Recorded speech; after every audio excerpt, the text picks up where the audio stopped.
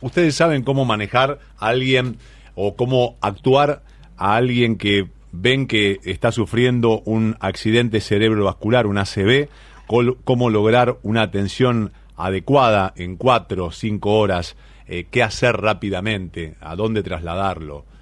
Si uno puede hacer algo, un llamado, dar signos de lo que está viendo. Bueno, cada año, les cuento, se producen 12.200.000 ACV en todo el mundo, causando unas 6 millones de muertes aproximadamente, y dejando a muchos más con discapacidad neurológica permanente, y se estima que 100 millones de personas viven con secuelas tras haber atravesado un episodio de estas características. Estoy en contacto con la doctora Virginia Tejada Jacob, médica y neuróloga de neurorehabilitación y enfermedades cerebrovasculares, prevención y salud cerebral. Doctora, ¿cómo le va? Sebastián Shapiro la saluda aquí en Duplex, en el EU2 de Bahía Blanca. Gracias por atenderme. ¿Qué tal, Sebastián? Buenas tardes. Muchas gracias a ustedes por brindarme ese espacio. Por favor, me parece de suma importancia saber ante qué estamos y qué podemos hacer para que el mal sea lo menor posible.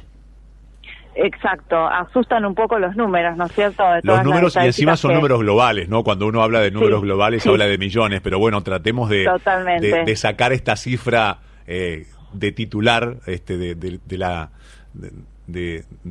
por este momento, y vayamos al hecho en sí. Primero, ¿qué es un accidente cerebrovascular, para que la gente y para que todos recordemos por qué se produce y cuáles son los primeros síntomas que presenta una persona que quizás está compartiendo un momento con nosotros, un transeúnte o lo que fuere, y cómo debemos o cómo lo podemos detectar y actuar? Perfecto. Bueno, un accidente cerebrovascular es un evento que ocurre inesperadamente en la vida de una persona, ¿sí? Porque una arteria del cerebro se tapa, este es el accidente cerebrovascular isquémico, o una arteria del cerebro se rompe, ¿sí? Este es el ACV hemorrágico.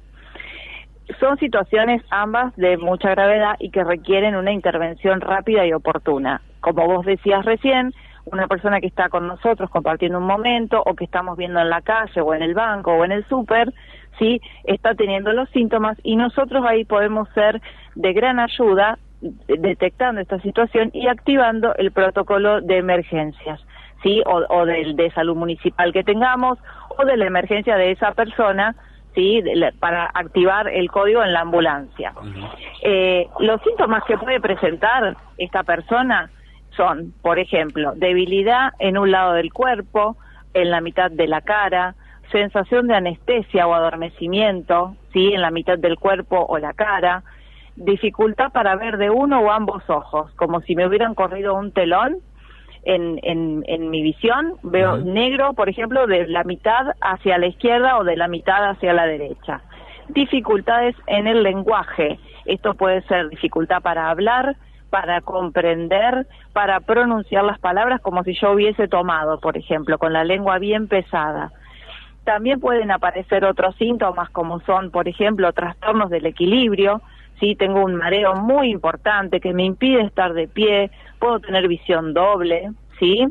Y también un dolor de cabeza muy, muy intenso, que la persona en general lo puede describir como el peor dolor de mi vida, ¿sí? Que aparece de forma súbita, como un relámpago, y es intenso desde el inicio.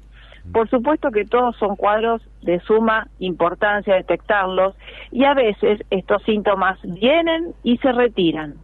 Si el síntoma se retira, igual hay que hacer la consulta urgente, ¿sí? Porque estamos ante una situación donde podemos hacer un montón de cosas para mejorar el pronóstico de esa persona. O sea, lo importante es llegar a un centro de salud lo más rápido posible para que revisen a esta persona con los síntomas que ha descrito. ¿Cuáles son las personas más propensas a tener un ACV?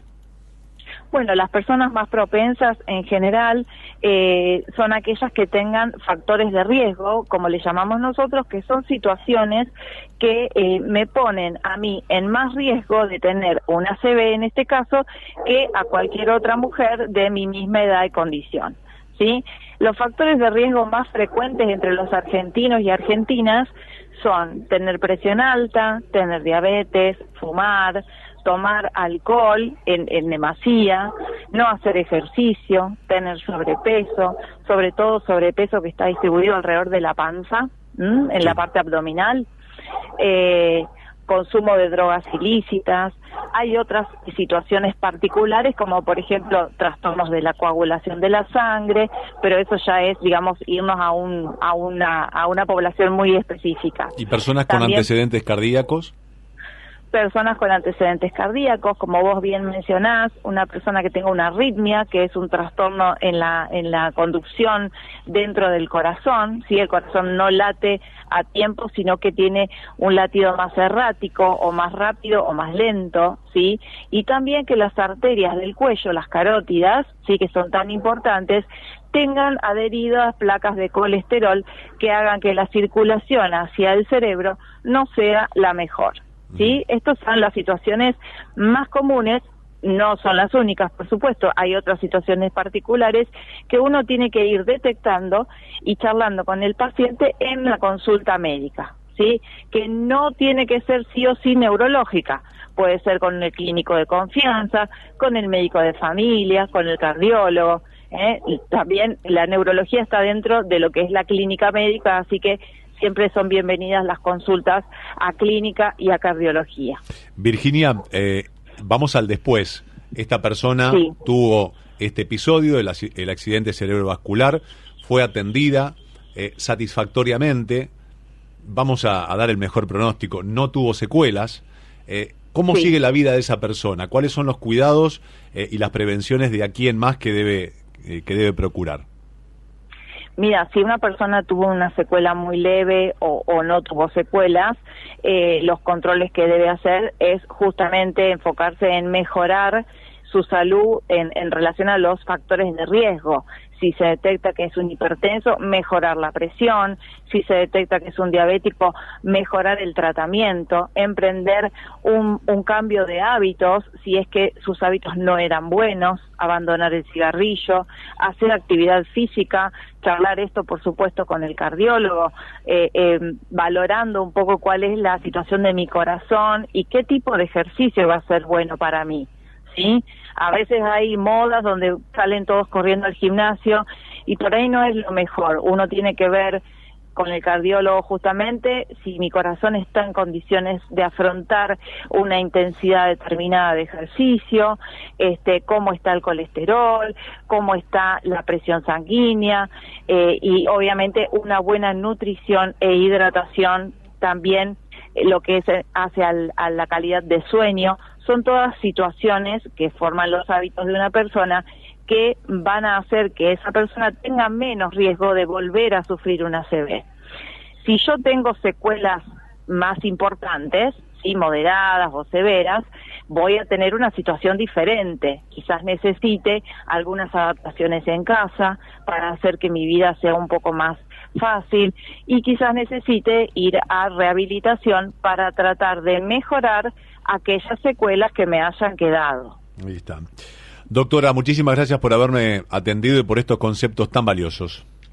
Muchas gracias a ustedes y bueno, aprovecho para saludarte a vos y a toda tu audiencia. Muchísimas gracias, Virginia, gracias por este momento. No, por favor, buenas tardes. La doctora Virginia Tejada Jacob, médica y neuróloga de neurorehabilitación y enfermedades cerebrovasculares, prevención y salud cerebral, hablando sobre el gran desafío de poder detectar cuando una persona está sufriendo o está transitando un accidente cerebrovascular, cómo actuar con rapidez, cómo reconocer los síntomas y quizás no solamente salvarle la vida, sino también las secuelas que puede llegar a dejar.